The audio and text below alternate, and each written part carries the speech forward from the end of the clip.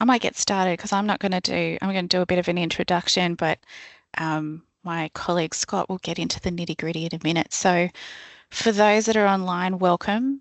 Today we're just going to talk about our natural hazards detection system and kind of go through the process. So I might just go to the first slide, Scott.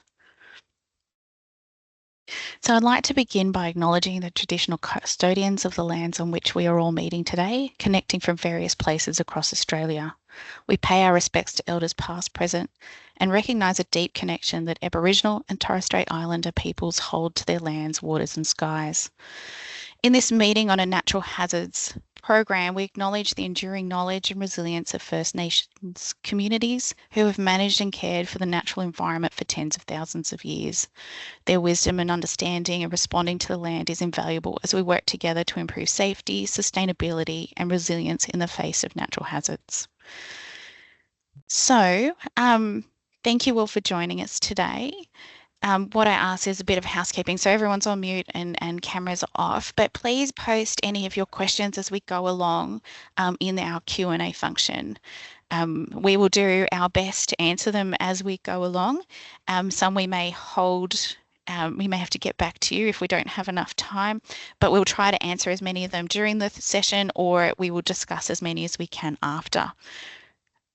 So to get us started, I might move to the next slide. For those of you who don't know much about us, we are from the Office of the Chief Scientist and Engineer. My name's Jacqueline Ordenhoven. I'm one of the directors in the office. And about our office, our kind of guiding objective is to enable the development and application of science, engineering and technology to improve the economic, environmental and social conditions for the citizens of New South Wales. And we do that in a few different ways. One of that is providing independent advice. So we deliver evidence-based scientific advice to government on a range of complicated issues. And so that may be anything from coal seam gas to we're currently doing a giant project on asbestos. And then we do things to kind of support the innovation community through research support, industry development, science outreach and engagement. And this project kind of brings together a lot of those of how do we provide solutions to challenges, to how do we build up our knowledge, how do we build up our research, and how do we develop industry across Australia to help solve problems. If you want to know more about our office, please head to our website and we can give you some more information there. Next slide. So the purpose of today, I'll just give you a quick overview. So we would like to provide you with an overview of the detection system program and kind of run you through the application process, including the assessment criteria, information required, and how the applications will be assessed. I note that this is a competitive process and no further information regarding the challenges or requirements will be provided by us or the agencies. All the information on the challenges is available in the challenge document. And I recommend everyone on this call who are interested in applying, look at all the information available on our website and you can see the website details there. And please make sure you read the guideline document and the challenge document. This webinar does not stop you needing to read those. So hopefully we can give you some good information today, but please make sure that you read the documents. Now I will hand over to my colleague Scott, who will run you through the program and give you all the details. As I said again, please put any of your questions in the Q&A and we'll do our best to answer them. Thank you, Scott.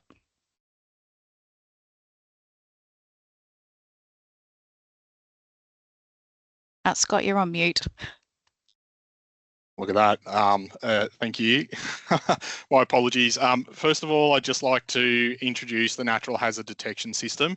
The real goal and aim of the Natural Hazard Detection System, or the NHDS, will be about improving the early identification and warning systems for natural hazards, such as floods and bushfires. And the goal is to provide residents with more time to evacuate and also enabling emergency services to prioritise areas of highest risk.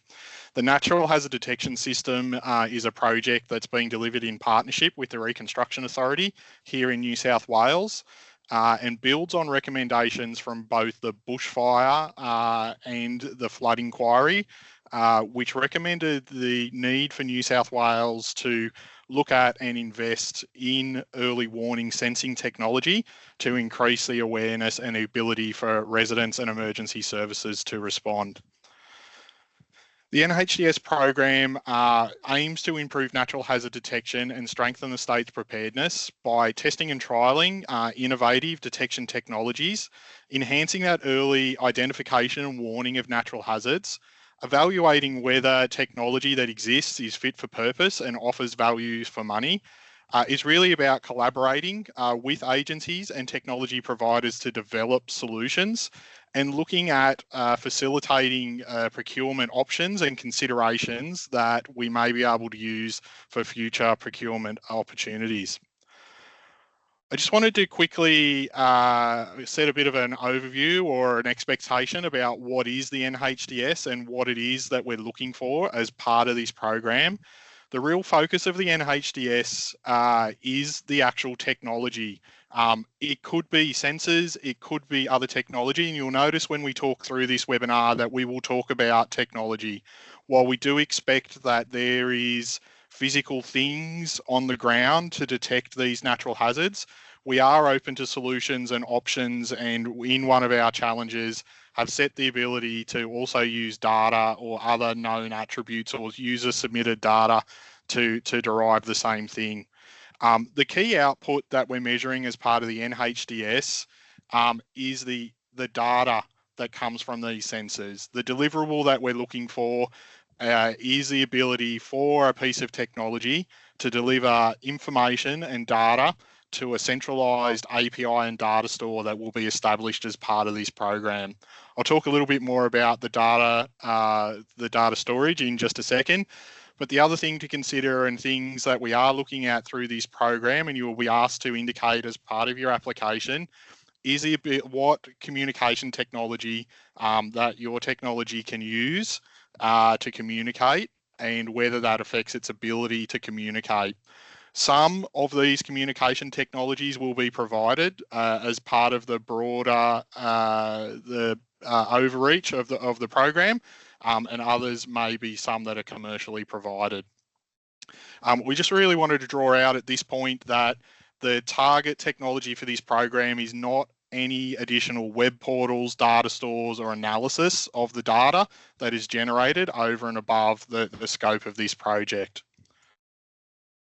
Obviously, in a challenge and a program like this, data management is really a key. And we really wanted to draw out once again in this webinar that the data generated during this program will need to transition into the NHDS data store and that it will be a central based web API and data storage location using popular or common technology. That will be a requirement of the program that data is delivered there.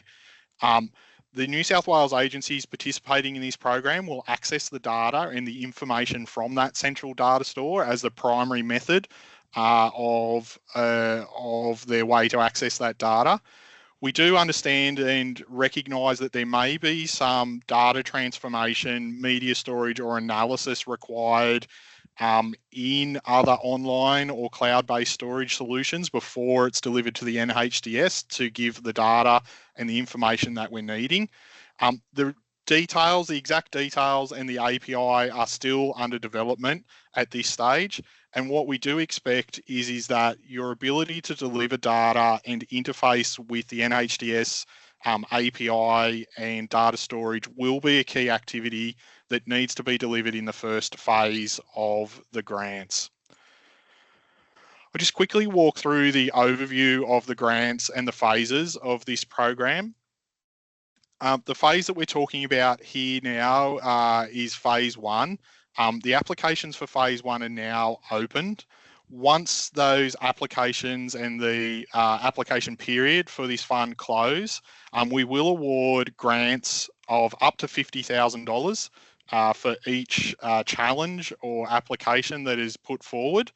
That will go through a proof of concept process, and I'll talk about what's involved in each of the phases in just a second. The key point to take away here is that the first phase and applying now is the only entry point into the program. The second phase, which will involve grants of up to $350,000 and a wider scale deployment of the technology inside New South Wales, will only be available to applicants and technologies that have been selected in the first phase of the grant program. So it's important, if you're considering whether to apply in this first phase, or if you have technology that may be eligible, that you have to participate in the first phase to be eligible for the second phase.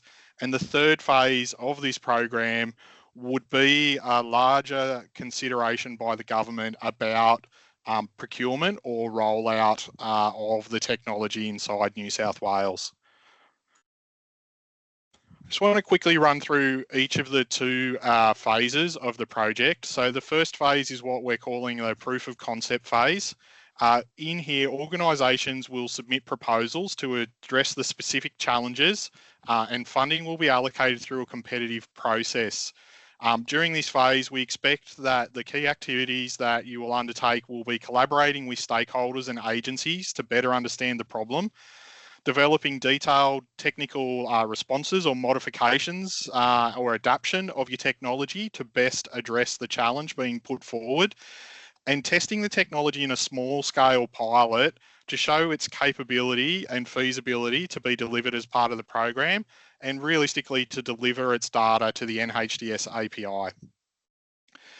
Technology and companies that are being invited to move on to the second phase of the program will basically involve the deployment of the technology in real world scenarios at a scale that is the scale of at least an LGA sized inside New South Wales local government area. And we will target at least 2 of those sized areas inside New South Wales.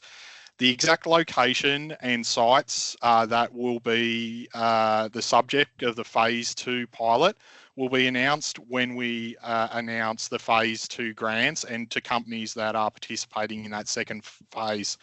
Another really important aspect of the second phase will be that you'll be working very closely with New South Wales stakeholders across government and industry, and that the likely outcome of a phase 2 would be that we would establish a supply network and costings for a full-scale deployment to be put forward to the government.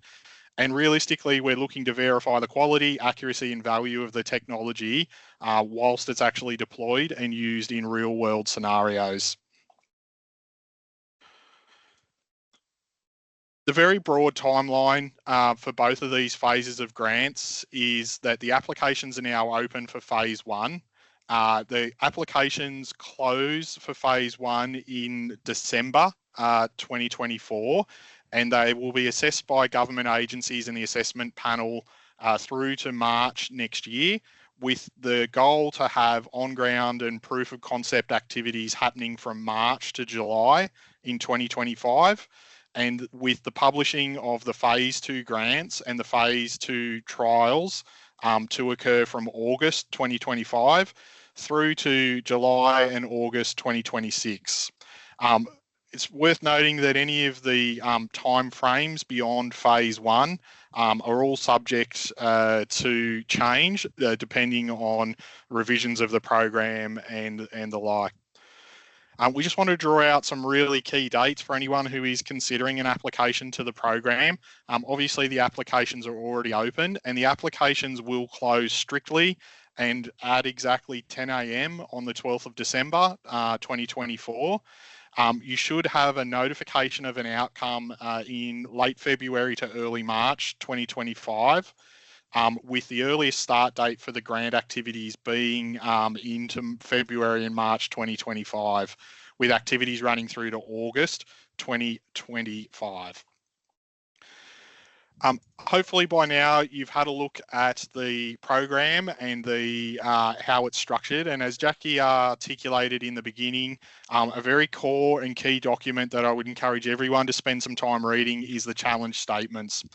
The grants and grant funds here will be awarded to companies who can address one of the 9 challenge statements that have been created for this program.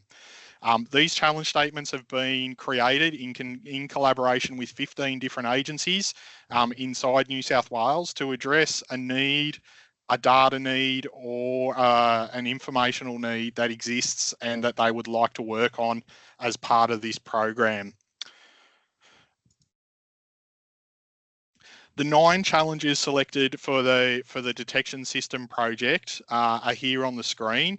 They are generally equally split between fire and flood focused challenges, with some overlap between both of them around weather parameters and rainfall and the like.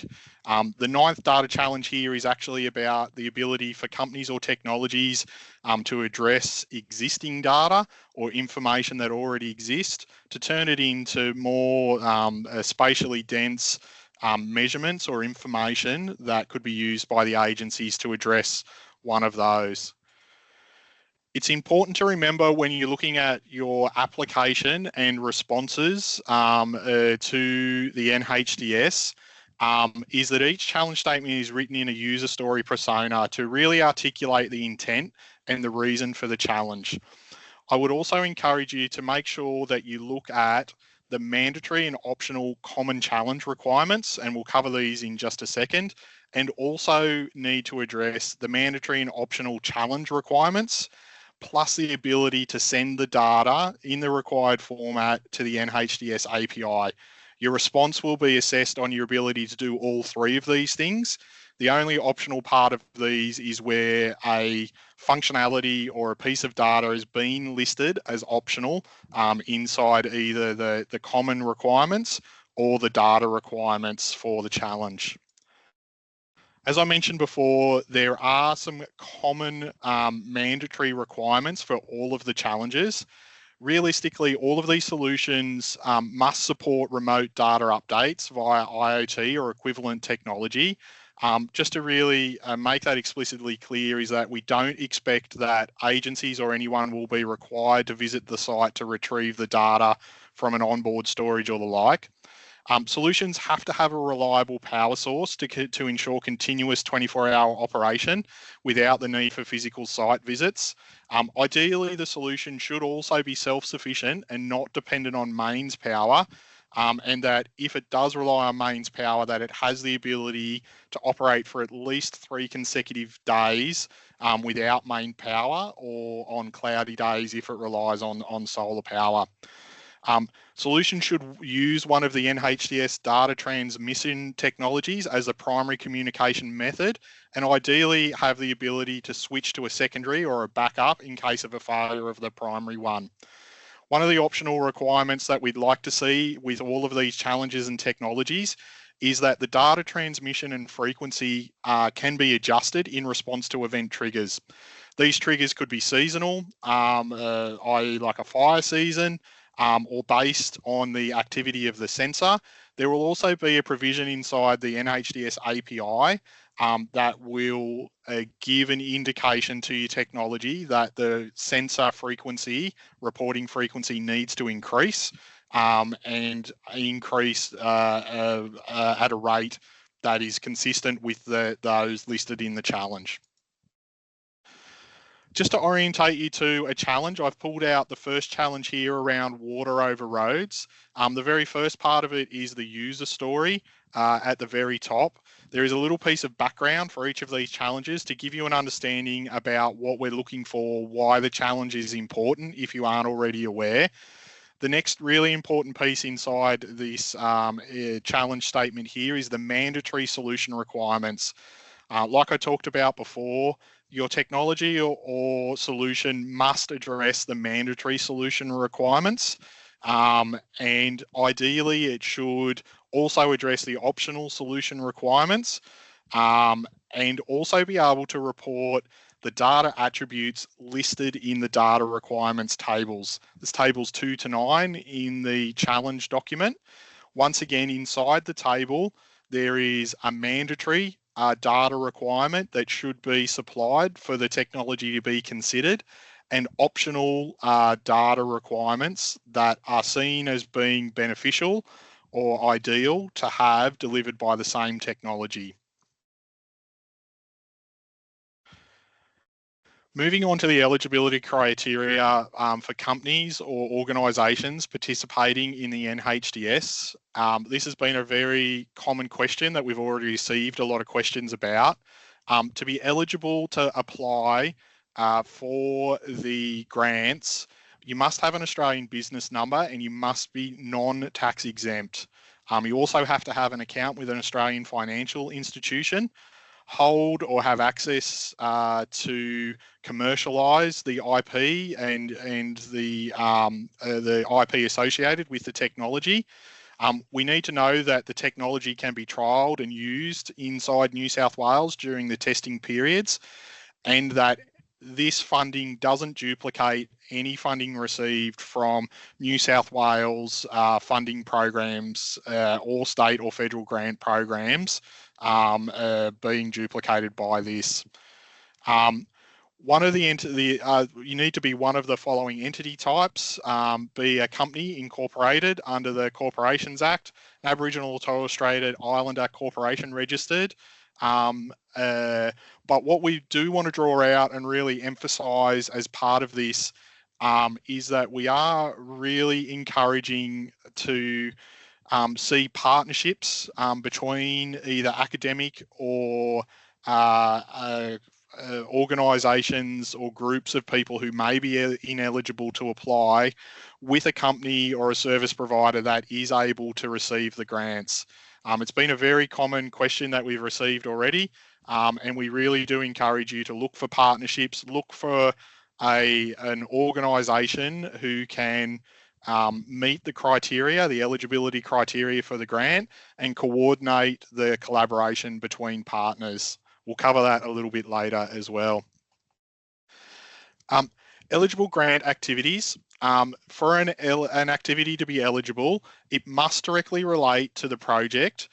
Some eligible activities can include the building and testing of proof of concept units of the technology, deployment and operation of the technology to agreed locations within New South Wales, facilitating the New South Wales government requirements and input into the technology, professional expertise, as an example, a drone pilot or a technical specialist, training of New South Wales government staff as part of the trial and the pilot, cost to integrate the technology with the New South Wales government ICT platforms or the data API, as well as data analysis or management costs.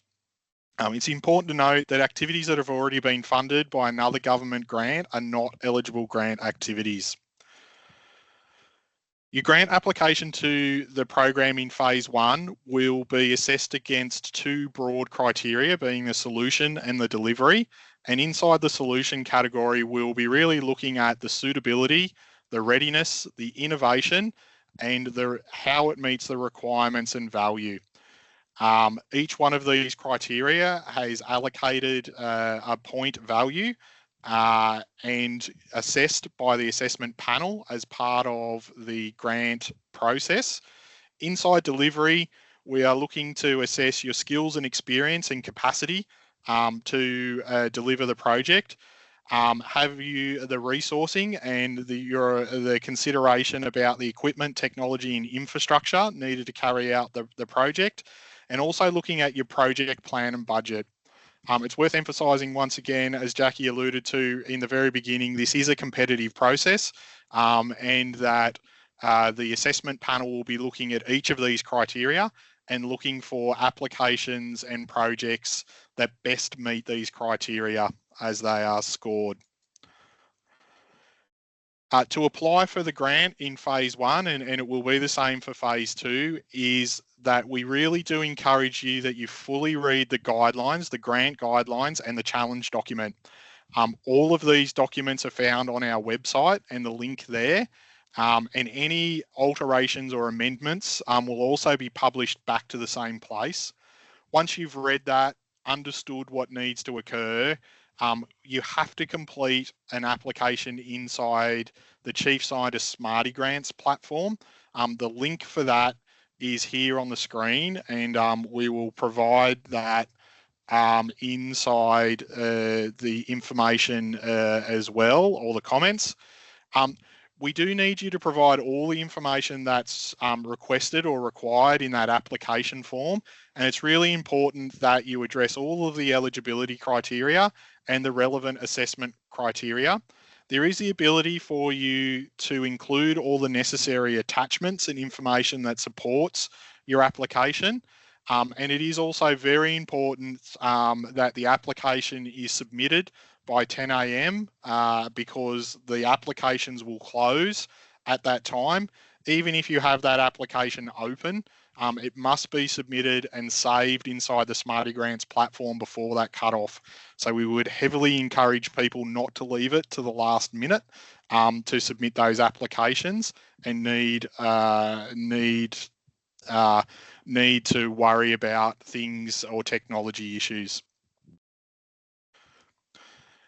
We thought we might cover off on some of the common frequently asked questions, and I would encourage, if you have any questions based on what we've talked about or in general, to put those inside the question and answer space inside the webinar window here. Jackie and Kristen will look to answer those if you have any questions as I talk through these, and we will pause at the end and answer any questions that we may be able to. Can I apply for more than one challenge? You can apply for multiple challenges, but you will need to complete a separate application for each challenge you wish to apply for, and you will need to meet the requirements of each to be considered. What if the technology that I'm proposing can deliver attributes from other challenges? The application form will allow you to tell the panel if your technology can deliver attributes from other challenges. This is the best way to show value and potential cost savings by delivering many attributes from a single solution.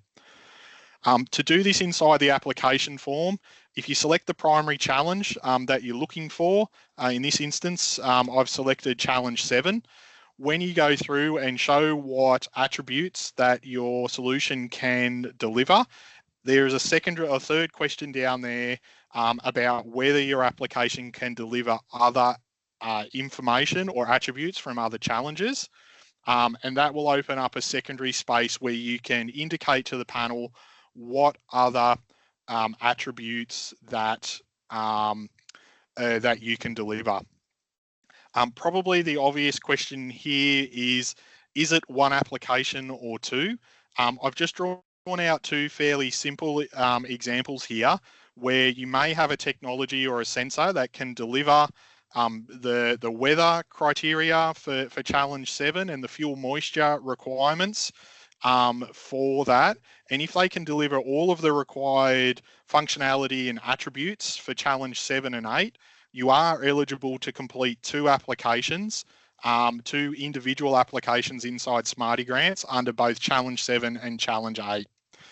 If you have another piece of technology, or if there is a piece of technology that can deliver all of the requirements and attributes, all the mandatory requirements and attributes from challenge 1, but it can also do some temperature and humidity from challenge 8 with the same sensor or technology, that would probably only constitute one application because it doesn't meet all the mandatory requirements for the other, for challenge 7 or the weather-based ones.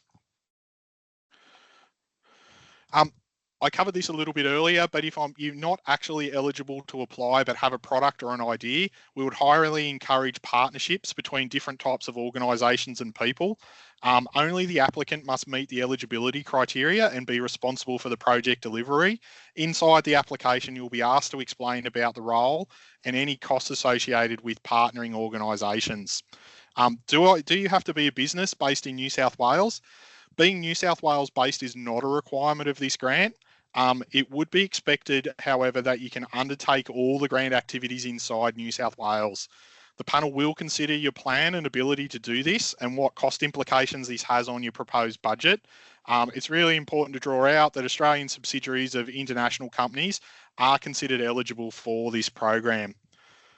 How much funding is available? Phase 1 has a total funding pool of $500,000, with Phase 2 having a total value of $1,750,000. How will the funding be distributed? The New South Wales government will enter into a funding agreement with each of the successful companies. It will lay out the eligible expenditure, which will include the direct costs of the project and eligible labour expenditure. The lead company will be responsible for distributing the funding to any partners or contractors in accordance with the proposal and the funding agreement. If you are successful, the funding amount will be provided to your organisation in a single payment following the execution of a funding deed between you and the Premier's Department, which we work under. Will being successful in phase 2 result in procurement? While the participation in the program does not guarantee procurement, the ultimate goal here is to help the New South Wales government agencies evaluate and potentially acquire effective solutions for large-scale deployment. Another common question that we have here is, do I need a video as part of the application? Applicants are required to submit a video presentation as part of their application. The video shouldn't be any longer than 5 minutes and will help the panel understand your product, how it can address the challenge, and your ability to deliver the solution for the trial. The technologies will be trialled here inside New South Wales. The exact location for the large-scale pilots will be released as part of the grant guidelines in phase 2. The ability to deliver adequate coverage of the selected areas is likely to be an assessment criteria of this phase. Is there more information about the data API? The API and the data store are being finalised, ready for the phase 1 activities. We expect that the integration of your technology and the delivery of the data into the API will be an activity undertaken in phase 1. Lastly, I just want to really emphasise that all the applications must be submitted within Smarty Grants, and that online guides and help is available for new users of the Smarty Grants platform. And the applications close at 10 a.m. Australian Eastern Daylight Time on the 12th of December 2024. That's all the content that we had today. I might bring in Kristen just to cover any of the questions that we had while we were talking here. Was there any that we needed to cover, Kristen? Yeah, so I think we've done a pretty good job because we only have one question.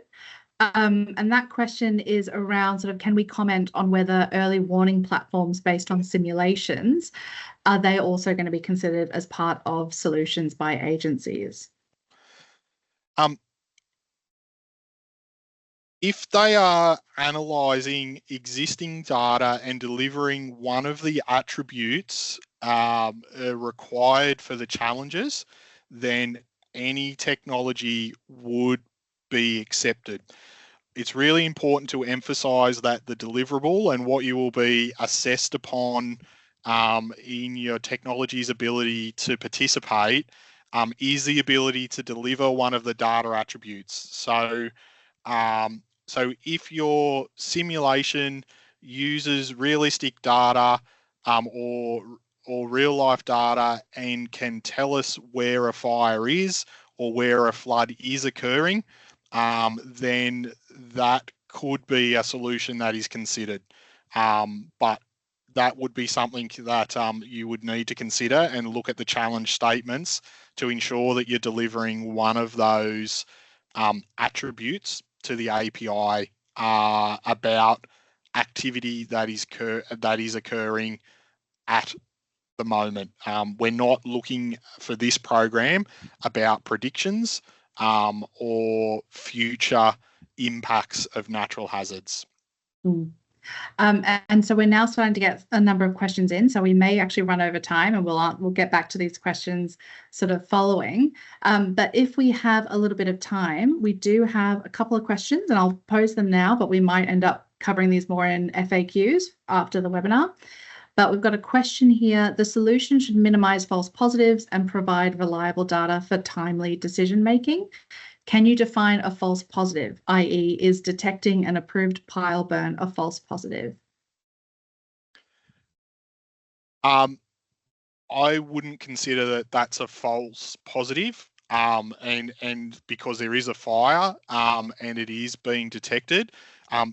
Some of that finer detail around what is considered a false positive or a false negative or the like would definitely be an activity that occurs within the phase 1 proof of concept trial, where you will be able to work directly with the agencies to understand the challenge and the need and what they are looking to be delivered as part of the solution. Yep. And the next one we have, if you have sensors already operating in New South Wales, can these be used as the basis for the proof of concept, as long as funds are only used to develop key aspects of the proof of concept? The short answer would be yes, that the proof of concept will require a limited deployment, and it would be likely that those existing deployments or technology being deployed could be considered for that. Probably what I would just draw their attention to, if the technology is already being used inside New South Wales, is the assessment criteria about how the application to this program is different or more innovative than what is already used inside New South Wales. That will be an assessment criteria. So just encourage that person to have a look at that assessment criteria and make sure they understand that, to make sure that they are offering something that is different or unique compared to what is already existing inside New South Wales. Yep. So this one I can answer from Juliet. If I can apply to multiple challenges, do I need to supply multiple videos to explain each challenge? And that, I believe, would be yes, because each of the videos, it's one video per application and one application per challenge. So unfortunately, yes, you would have to film multiple videos. But they could also contain a lot of the same content. Yes, that's right. And if it is the same technology, if it's the same technology, if it is exactly the same technology with the same functionality and has the ability to deliver all of those attributes, you may need to carefully consider whether you do need to apply for multiple challenges or whether it's best to apply for one challenge and show how you can deliver those other attributes. Might be best to reach out to us via email if you need some more clarification around that. Yeah. So we've had a couple of questions that I think we'll be getting to on our website in the following days. But I think, unless there's any further burning questions that anyone wants to type in very quickly, I think those are all of our currently live questions.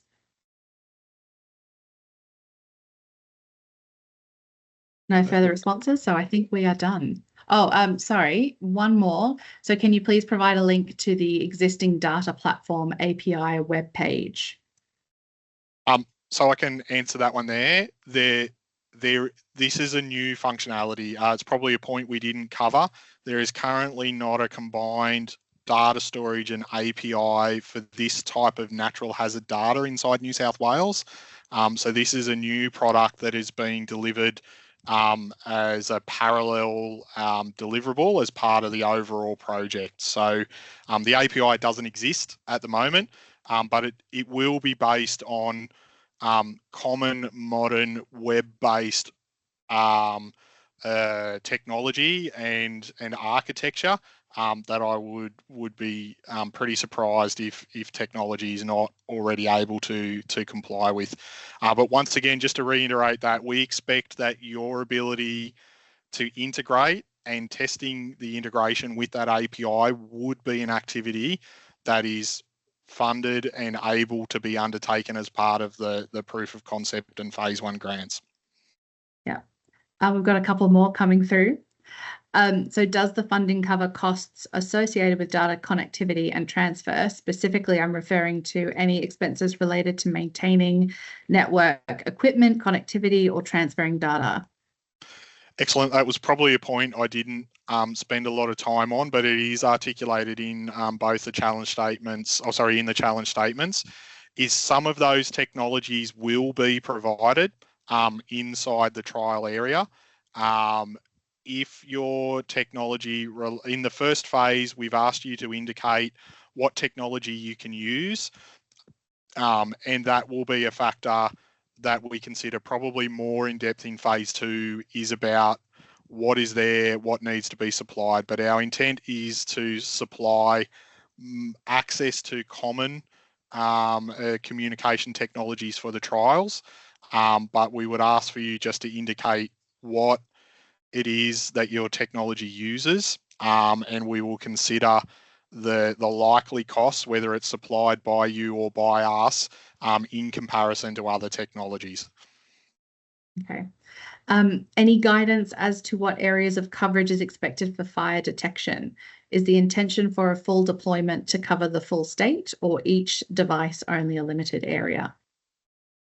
So in the first phase of proof of concept, it will be a very limited deployment to show that it works. In the second phase, we will be expecting coverage of 2 LGA, local government area sized spaces at a minimum.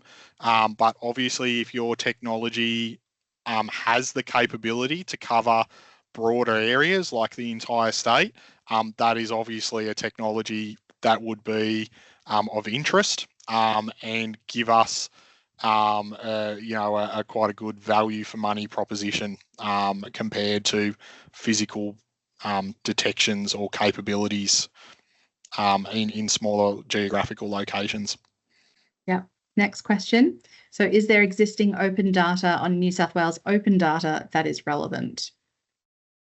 I might have to take that one on notice. I don't believe so, but if there is relevant data, it's probably more likely to be on SEED, SEED, which is the Environmental Data Repository for New South Wales. They have a natural hazards hub that covers that kind of information. Okay. Next question. Who determines the physical location of the trial? So that's a really good question. The phase 2 trial is determined in conjunction with the agencies responsible for the hazards that are being targeted, and they will be in locations that we determined have a high risk or a high likelihood of these disasters occurring, where there is a need for this information and where it doesn't duplicate existing systems or sensors that are already in place. So the short answer is it will be a collaboration between the agencies and ourselves as the project manager. Yeah. And we've just got a question here specifically around Challenge 9. Simona asks, is around using existing data to propose new ideas? So that's Challenge 9. She was looking for a link on where this data can be found to know if we can propose or not a solution using current data sets. And then, so I think there's just a question around where does that data come from? Should applicants be finding this data, or should they already know about where some of these data sources are? Yeah, so the intent of the challenge was not to specify specific existing data. What we were looking to do was to utilize data that was either in the public domain or accessible to the applicant that could derive some more spatially defined results or finer results. So there isn't a list of public or open source data that we're expecting you to consider for that challenge. Yeah. And then it looks like this might be the last question. So do we have an approximate sizing on the LGA in mind that we could end up trialing? Short answer would be no, because it depends on the LGA. But we would expect that there would be a mix of semi-urban and rural LGAs. So there will be some smaller ones, or at least a smaller one, and probably a much larger one. And that's probably about as precise as I could be on that. Yeah. And we've just had one quick last question come in. So what about phase 1 in terms of physical locations? So this is for the trialing, yep. The piloting. Yeah. So proof of concept would be quite small scale.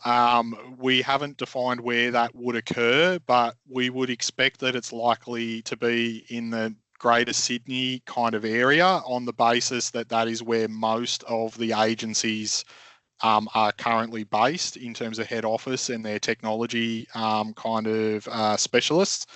But where that location is, if you have a location that you would prefer, we'd encourage you to put that inside your application for consideration by the panel. Yeah. Okay, no new questions. So I think we can wrap it up here. Awesome. I think just like to thank everyone for joining. We had quite a few people join at the peak of the webinar. I would just encourage everyone, if you have any more questions or concerns or want to know more information about a topic that we covered today, reach out to us at grants@Chief Scientist. Most of these answers and the frequently asked questions that we covered today are also on our website on the program page, which is chiefscientist.nsw.gov.au/NHDS. And if you're interested in this type of program and what we do, I'd also encourage you to reach out and follow us on LinkedIn. We have a number of programs in the innovation and technology space. And if this program doesn't quite fit what you're doing, you might find that we have some others that are of interest. Once again, thanks very much for joining us, and we hope to see you soon. Thank you.